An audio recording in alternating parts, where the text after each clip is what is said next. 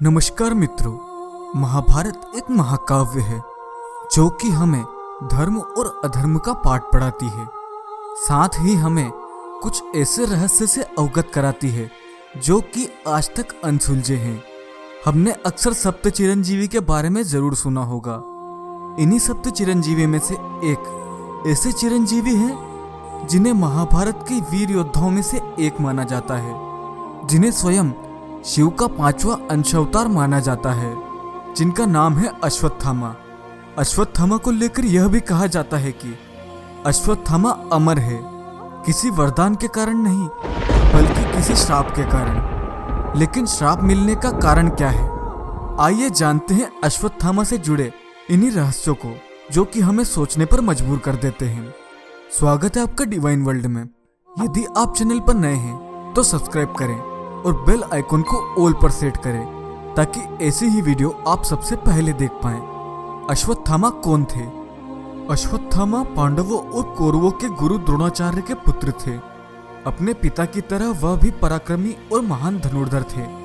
एक बार द्रोणाचार्य और उनकी पत्नी कृपि तपस्या के लिए हिमालय गए।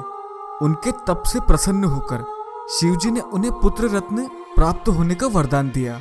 फिर कृपि ने एक तेजस्वी पुत्र को जन्म दिया जिसका नाम अश्वत्थामा रखा गया। अश्वत्थामा नाम रखने के पीछे का कारण यह है कि जब अश्वत्थामा का जन्म हुआ तब अश्वत्थामा के कंठ से अश्व के समान हिनहिनाने की ध्वनि आई, इसलिए इनका नाम अश्वत्थामा रखा गया। माना जाता है कि ये महाभारत काल के एक ऐसे अकेले किरदार हैं जो कि आज तक जीवित हैं। आज भी कई जगहों पर अश्वत्थामा को जीवित देखे जाने के दावे किए जाते हैं। वैसे तो द्रोणाचार्य पांडवों और कौरवों दोनों के गुरु थे, मगर महाभारत युद्ध में उन्होंने हस्तिनापुर के सिंहासन का साथ देते हुए कौरवों के पक्ष में लड़ने का फैसला लिया। अपने पिता की तरह अश्वत्थामा ने भी पांडवों के खिलाफ युद्ध किया। अश्वत्थामा ने कौरवों की सेना की एक टुकड़ी का नेतृत्व किया और पांडवों के पक्ष में कई योद्धाओं को मार गिराया। कहते हैं कि जब घटोत्कच के नेतृत्व में राक्षसों की सेना ने आक्रमण किया तब सभी कौरव भाग खड़े हुए, मगर अश्वत्थामा अकेले वहां खड़े रहे और घटोत्कच के पुत्र अंजन पर्वा को मार गिराया। अश्वत्थामा ने घटोत्कच को भी घायल कर दिया। महाभारत के युद्ध के दौरान एक ऐसा समय भी आया जब अश्वत्थामा के मौत की झूठी खबर फैलाई गई। दरअसल द्रोणाचार्य का वध करने के लिए श्री कृष्ण ने पांडवों से अश्वत्थामा की मौत की झूठी खबर फैलाने के लिए कहा।